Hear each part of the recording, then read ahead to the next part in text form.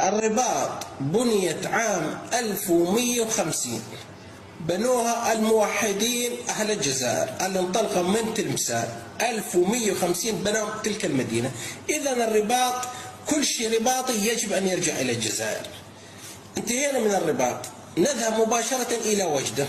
وجدة بناها الزيريين في 994، بناها عطية بن زيري. إذا كل شيء أصيل من وجدة إن كان أصيل يجب أن يرجع إلى الجزائر.